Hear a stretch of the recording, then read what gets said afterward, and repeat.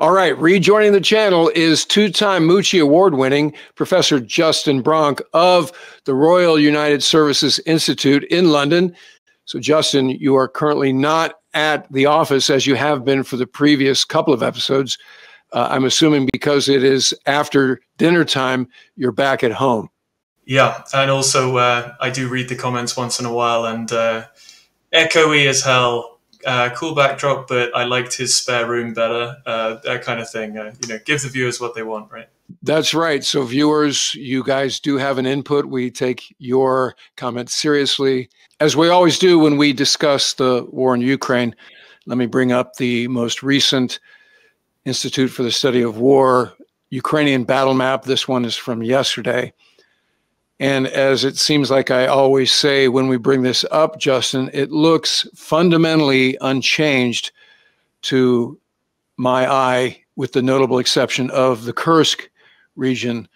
So what are you seeing here trend-wise or strategically that might be different from the last time we discussed the battle map? Well, I mean, there's clearly a little bit of contested territory in Kursk. So Ukraine still controls 300 or 400 kilometers squared of territory in Russia. That is now slowly shrinking as those units have had to go on over to the defensive, but they are holding. What you're seeing, as you see from all of the little circles, in terms of areas of significant fighting, is really, really consistent Russian pressure all the way along the front lines. And so while the movements are pretty small in the context of the country as a whole, unfortunately, what you're seeing over the past couple of months is just a steady stream of small setbacks, half a kilometer, 2 kilometers at a time in areas. But what it's doing is every time the Russians manage to move forward, they find a weakly held point because Ukraine is really struggling to train enough troops. The supply situation is better than it was, particularly better than it was earlier this year. But they are struggling to train enough troops to kind of plug the gaps, because they're having to try and train while under heavy contact. And as you know, training takes experienced people. So you have to take experienced people out of the line in order to train new people properly. So they're trying to kind of train and expand and reform as they're still under heavy contact.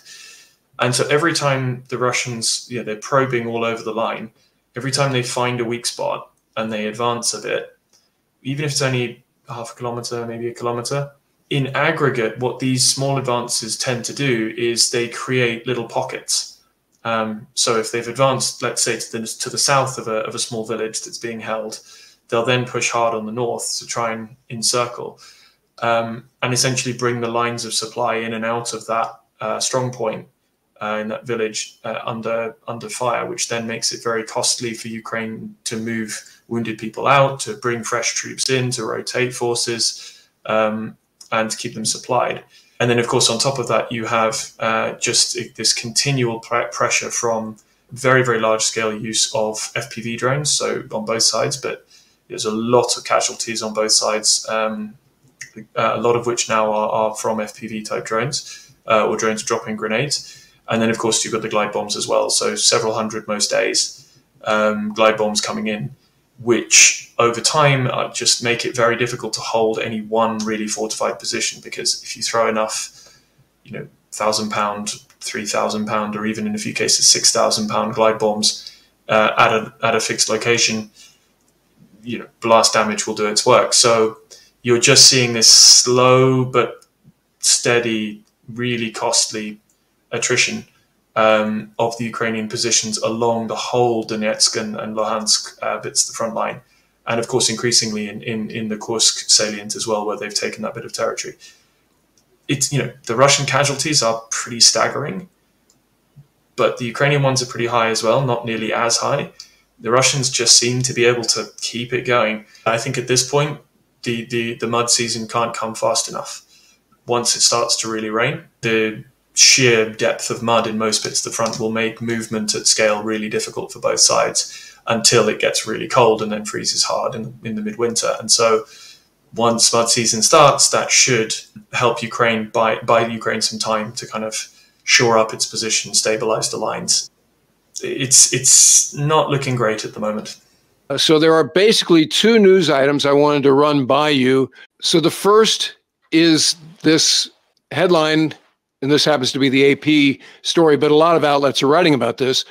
North Korea has sent about 10,000 troops to Russia to fight in Ukraine, Pentagon says. Let me read part of this.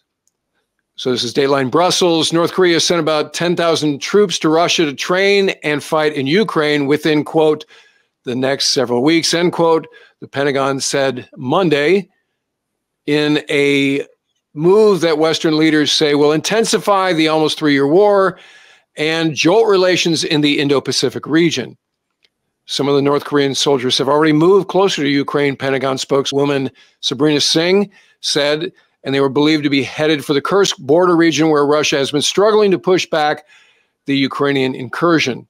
NATO Secretary General Mark Rutte, NATO confirmed recent Ukrainian intelligence reports that some North Korean military units were already in the Kursk region.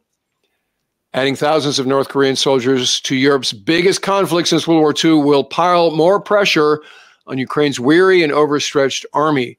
It will also stoke geopolitical tensions in the Korean Peninsula and the wider Indo-Pacific region, including Japan and Australia, Western officials say. And I will mention that I am talking to the commander of Indo-PACOM, Admiral Paparo, in a couple of days, and I will certainly ask him about this among the other topics we chat about. So what are your thoughts about this development? I mean, up front, I don't necessarily see what the North Koreans get of great utility out of this. So clearly there is a significant amount of the deal that is not yet in public.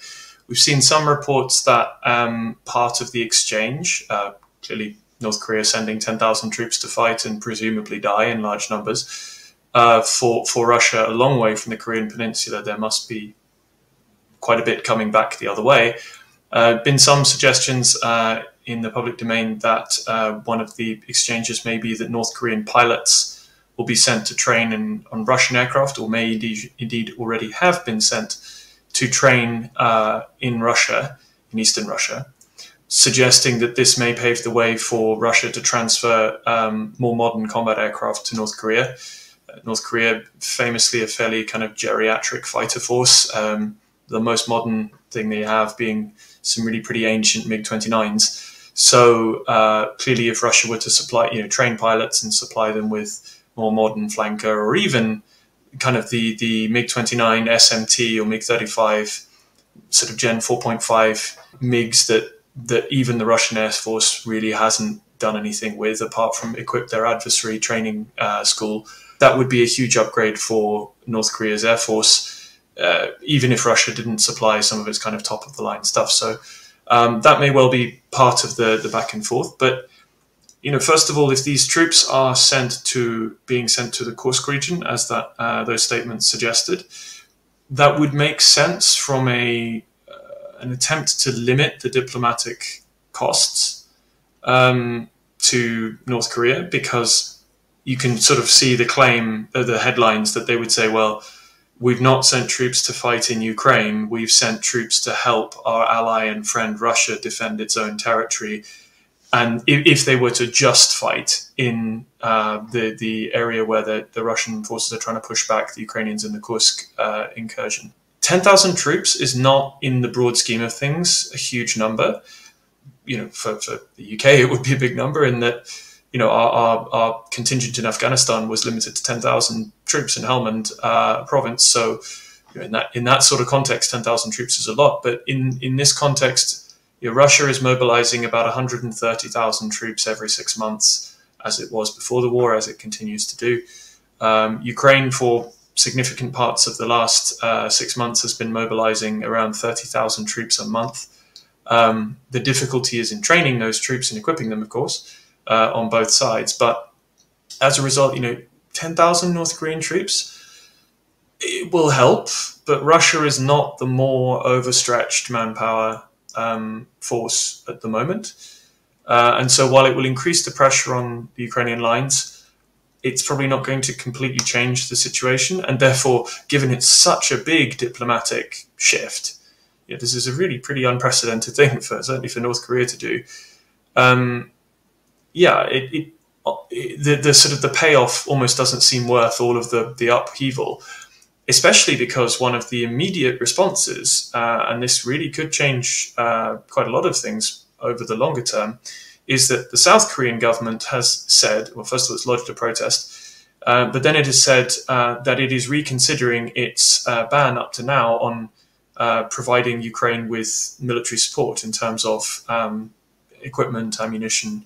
And this is important because South Korea is one of the most capable military manufacturing nations in the sort of US-aligned, Western-aligned world. If you look at, for example, their ability to produce Aegis destroyers, by the way, very, very good Aegis destroyers, they produce them about 3 times faster and at about half the cost of US shipyards. And there's no diminution in quality at all. You look at defense procurement politics, that constant back and forth in most countries between the desire politically to buy from your own industry versus the fact that for most countries, apart from the US, that means a lot higher cost. South Korea is regularly cited as one of the examples of what you could get if you bought off the shelf, where things will be delivered much faster at a very high quality for a much lower price than you would pay in most, certainly European countries. And so if South Korea starts manufacturing and supplying large quantities of tanks, howitzers, shells, missiles, radars for Ukrainian forces in response to North Korea entering the war on the side of Russia, that would be a really significant shift potentially over time in terms of the crucial industrial sustainability of large-scale support to the Ukrainian armed forces. That presupposes that these 10,000 troops aren't the vanguard of a significantly larger contingent coming over, which would start to shift the balance somewhat. And of course, North Korea arguably is already a party to the conflict because, well, it is a party to the conflict because it's supplied millions of artillery shells, barrels, howitzers, and ballistic missiles to Russia, which have been used against Ukraine already for a long time. So it is worth bearing in mind, North Korea and South Korea are still technically at war. The Korean War never ended. It was just an armistice. So those two countries are still at war, legally speaking. So this is a really quite significant shift.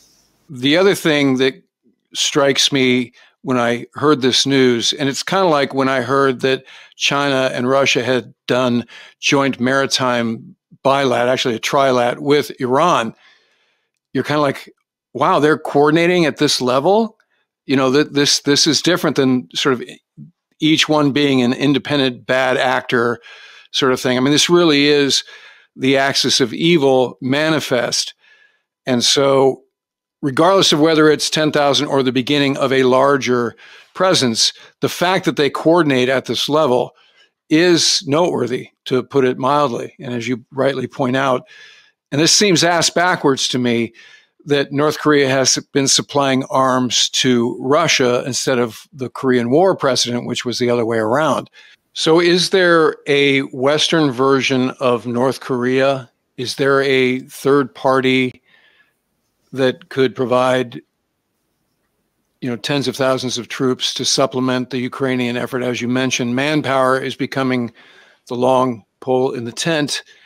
The flow of munitions continues apace, but if you don't have folks to operate it, it's kind of, a waste. So, or is that just too provocative, too escalatory to even conceive of? So far, the position of pretty much all NATO nations is it is a criminal offense to travel to go and fight in Ukraine if you've been a member of the armed forces or if you're a member of the armed forces. Ukraine does have Foreign Legion forces. It's a bit of a split. So you kind of have one set of Foreign Legion units that were formed from people who went early on in the war, who really had a lot of combat experience. Former special forces operators, people with a lot of tours of Iraq and Afghanistan from all over Europe, but particularly also the US and the UK, and a lot from Scandinavia, actually. But, you're talking hundreds of people for a couple of units of several thousand. It's not tens of thousands.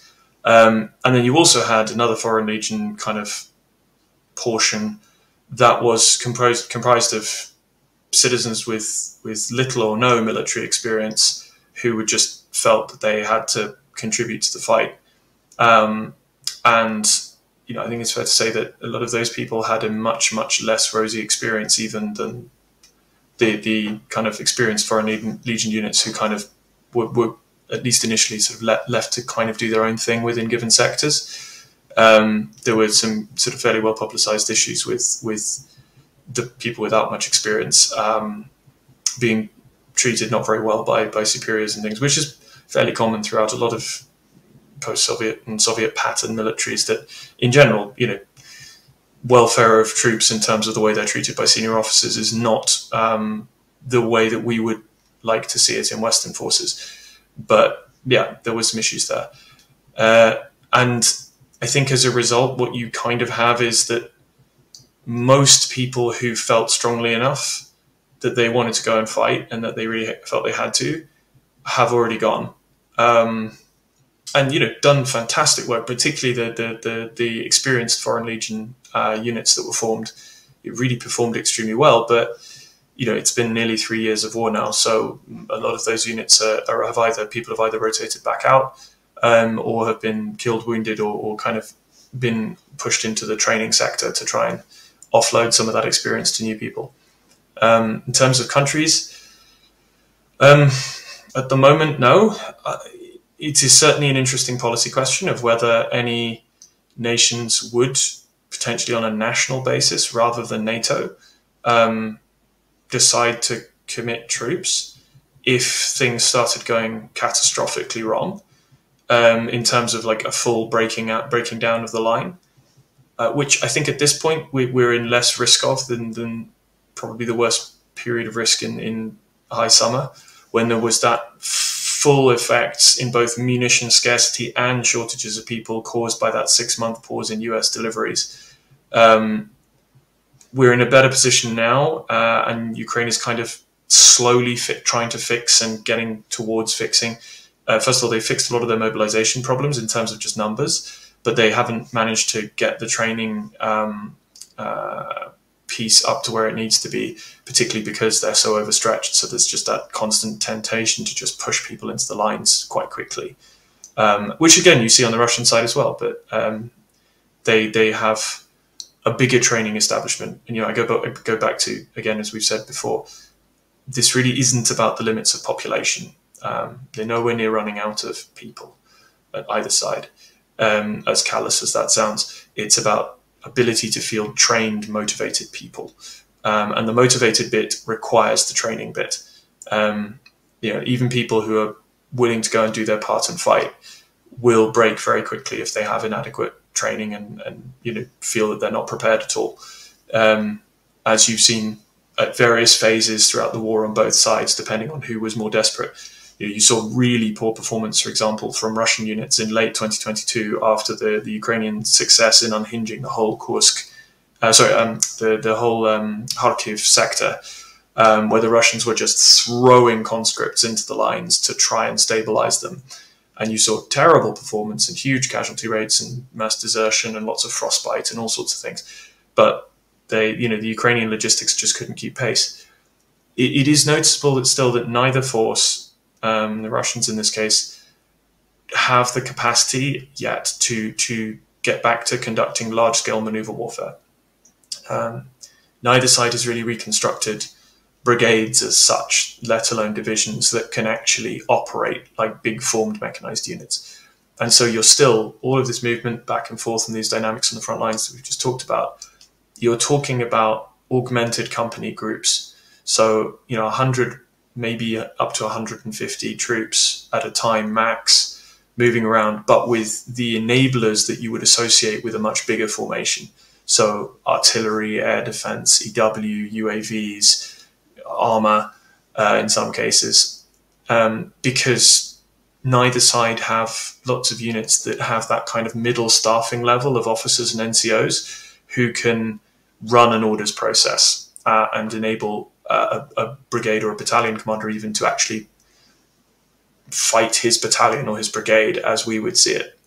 those units have all been pretty much destroyed on both sides. And that means that even where there are breakthroughs, and thank goodness for the Ukrainians over the last couple of months, which have been really hard, where there are breakthroughs, there's generally no force that can kind of exploit those breakthroughs. And so they kind of just run out of steam. So in that sense, that's also why that map is moving so slowly. A, it's on a very large scale, and B, yeah, a company, no matter how well it breaks through a position, is going to run out of steam pretty soon, especially under contact. And that's why maneuver warfare is typically conducted at least the brigade and ideally the divisional or even corps scale, so that your breakthrough forces then have follow-on forces that can can flank and exploit and secure the flanks, push through, unhinge another sector of the front, etc., which neither side can do at the moment. Let's do an F-16 update. Last we spoke, they had 7 airplanes and about 5 pilots to fly them. Where are they now, these many months later? Clearly, the initial introduction of F-16 into Ukraine was tragically marred by a pretty early crash and the death of the pilot with the call sign Moonfish, who was one of the most experienced guys in that conversion course. Did we prove definitively that was blue on blue? That was the rumor. Do we know that to be a fact? To my understanding, it was not blue on blue. And it wasn't enemy action either. So we've seen the F-16s being used for internal air defense, particularly air and missile defense. So sorties to try and shoot down Shaheds and cruise missiles, as kind of predictable, because it's a pretty small number of initial aircraft. They're still learning how to actually operate them effectively as tactical formations rather than just how to fly the aircraft and operate the systems themselves. And it's a very, very serious multi-layer GBAD and fighter threat envelope anywhere near the front lines. So more aggressive stuff. There was this ridiculous kind of, it was quite a good example of at least bad information, if not misinformation. There was one really obscure Telegram user that claimed that a Su-34 fullback, so fighter bomber, that went down about 50 kilometers behind the Russian lines, I think last week. And there was one really obscure Telegram account that claimed that it was an F-16 that had shot it down. And seemingly without checking, even though the vast majority of the usual fighter bomber and Telegram type Russian sources were saying this had nothing to do with an F-16, you saw people kind of commentating, going off, you see first use of F-16 to do counter-air, and you think anybody who understands how AMRAAM ranges work could work out that for that to be true, they would have had to take an enormous amount of risk. And given the threat laydowns there, I would be very surprised if that had been the case. It wasn't the case. But it's interesting the way that you see, because everybody's keyed up to see this stuff, people very quickly read into any small hint that something might have been X or Y. And for very good reason, there has been very little concrete information of any kind on F-16 ops inside Ukraine, because the Russians are very, very keen to destroy some, particularly on the ground, which is the easiest thing always. And so we'll be watching all the OSINT and official comms and any videos they're released and doing geolocation and trying to figure out where they are so that they can hit them on the ground. So Ukraine, very sensibly, is being very, very careful to not release information about F-16 ops. Whereas by contrast, you still see, they had a fantastic photo they released today of a fencer, a Su-24 with a giant centerline tank and 2 Storm Shadows underneath the sort of cheek station, shoulder stations. Wonderful contrast, given that the Su-34 is such a, particularly from head on, is such a kind of iconically Soviet jet, and then you've got these incredibly visibly NATO modern missiles that down to color scheme and markings and everything. It looks extremely impressive. But you know, equally, you've seen continued releases of footage of things like MiG-29s lobbing AASM hammers, so French rocket-boosted glide bombs, small diameter bomb launchers on occasion, plenty of harm footage, so anti-radiation missiles, nothing on F-16. They're being very careful. The next group of F-16, the next kind of consignment of F-16s airframes will be ready to ship in very soon. I believe it was the Netherlands that announced that. It could have been Norway. The first ones having gone in being Danish.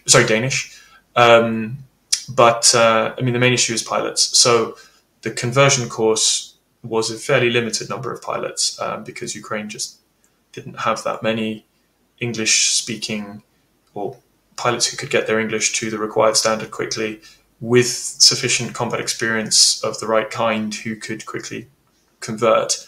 And so that initial cadre that are people who've converted from existing types was pretty small.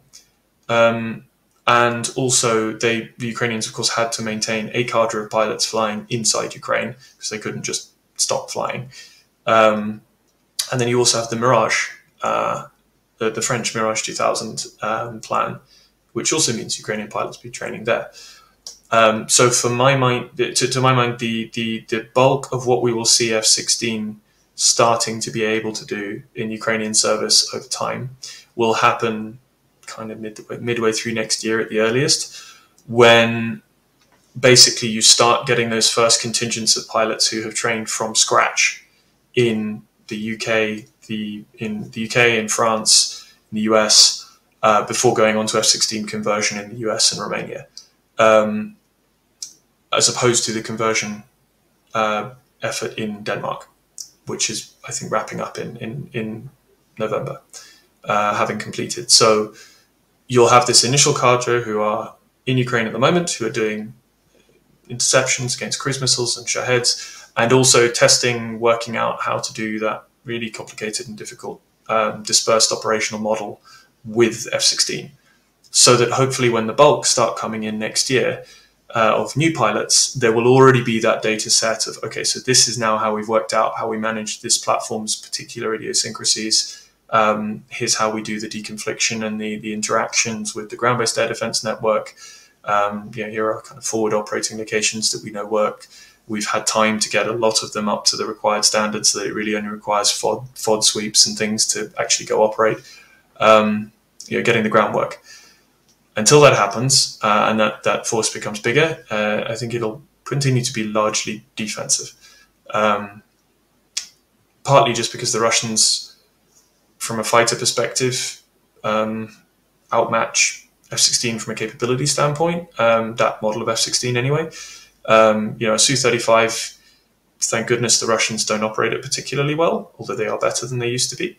But in technical terms, it's an extremely capable fourth-generation fighter. It's an enormous radar. It's got fantastic kinematic performance. You've got a really heavy missile load, so you can maintain the offensive position if you had the tactics to do it well. In particular, if they had decent four-ship tactics, it'd be a real problem. And so when you also have the layered GBAD threat to deal with, and the Russians have now had 3 years of combat ops to work out how to get better at synchronizing their GBAD and their fighter ops with A-50, although that's much further back now because of the Ukrainian ingenuity in working out how to use some really long-range old SAMs to shoot down an AWACS, an A-50, and also Patriot earlier on. Plus, they shot down a backfire, and that threat against those big enablers has pushed those quite a bit further back. But you're still seeing, unfortunately, some pretty capable, for the Russians, Su-35 fighter ops, in addition to the GBAD layer. So, for example, the Ukrainians did lose a couple of jets in Kursk quite early on in the operation. I believe it's a couple of MiG-29s to fighters. The fighter threat hasn't gone away just because the glide bombers are the main target. The Ukrainians have had quite a bit of success in forcing the Russians to disperse their glide bomb regiments in terms of operating in forward bases. A lot of those sorties coming from really quite a long way back now, which of course reduces effective sortie rate. And that's mostly with the one-way attack UAVs that Ukraine is producing in huge numbers, which are going after air bases, oil and gas, various factory-type targets. And so that's reducing the glide bomb rate somewhat, but it's still a big issue.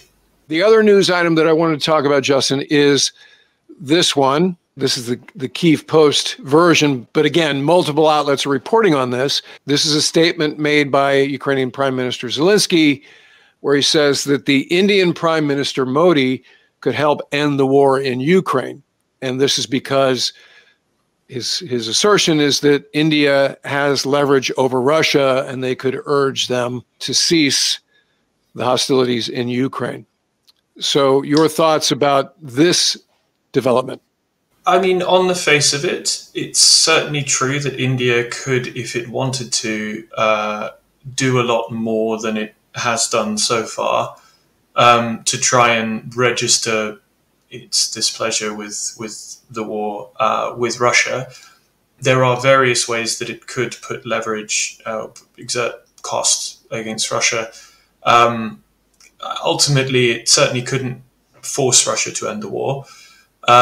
But it could increase the perceived cost of continuing it and thus do more to put pressure on Russia to negotiate in a serious fashion rather than just essentially demand surrender, which is their current position. In terms of leverage it could have, well, it's obviously in a very strategically important position and is fast becoming the biggest economy in the world. I think it's the most populous country in the world now, having overtaken China, if I'm not mistaken, although I'm not a demographic specialist, so I could be wrong there.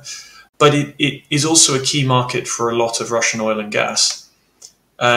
Interestingly, it's also the part of the mechanism by which a reasonable proportion of the independence from Russian oil and gas which European countries have managed to achieve. I mean, some of that is by moving to US or Gulf production. Some of it is by restarting coal power stations, looking at restarting nuclear power stations, building new ones, increasing funding for building more renewables as fast as possible. So there is, the sort of energy diversification which I think people kind of expect when they hear that we're getting away from Russian oil and gas, particularly in Eastern Europe and Germany. But at the same time, actually quite a lot of that independence from Russian oil and gas is oil and gas being bought from India, and India is getting that oil and gas from Russia. So, in fact, it's still Russian oil and gas. Now, it's not totally pointless in the sense that Russia is getting a significantly lower price from India for that oil and gas than it would get from Europe directly. And India is then making a markup on it. And so Russia is still receiving less in terms of oil and gas revenue than it would if it was just able to still sell at large scale directly. But first of all, that's a tenuous leverage that India might be able to have, because also, there is still a dependency on that for a portion of the energy mix in Europe. And also, of course, India's making money off the arrangement. So, they would need to want to stop the war enough to risk significantly harming what's currently a pretty profitable arrangement for them. The other thing to note is that the Indian military is in a position of considerable dependence on Russia. They're tied very closely to Russia because of a whole host of choices that have been made over the past 20 years. So if you look at the Indian Air Force, for example, by far their biggest fighter fleet is their Sukhoi 30 MKI fleet. Now, most of those were manufactured under license by Hindustan Aeronautics Limited, HAL, in India, but they are still dependent to a significant degree on support contracts, maintenance contracts from United Aircraft Corporation, which now owns what was Sukhoi. And the same if you look at the Indian Army, their most numerous main battle tank is the T-90. They've just bought the S-400 air defense system to help protect them against the threat of Chinese attacks. When, they frequently have border clashes with China. So India, while it does have mechanisms through which it could potentially put leverage onto Russia if it wanted to, there are also plenty of ways that Russia could put pressure on India. So, and it's not even just Russia. It's interesting if you look into their defense mix, this weird, pretty unprecedented mix of French types, old British types, Russian supplied types, some indigenous types, and those indigenous types often, for example, using American engines, mix of European, Russian, American weapon systems. It's a really interesting mix. But for example, some of the helicopters, the airframes are serviced by a Russian company, the manufacturer, and the engines are serviced by a Ukrainian company. So, the Indians are having to play quite a difficult balancing game with all the different stakeholders that they need to keep on side. So on the one hand, yeah, they've got huge power and influence and scale. On the other hand, there's a lot of points of pressure that other countries can put on them. So it's difficult. So Professor Justin Bronk, always a pleasure to catch up with you. Thanks for spending some time with us on this topic today. My pleasure. All right, that'll do it for this episode. If you're not already a subscriber, become one so you don't miss anything going forward. And in the meantime, I look forward to talking to you again very soon.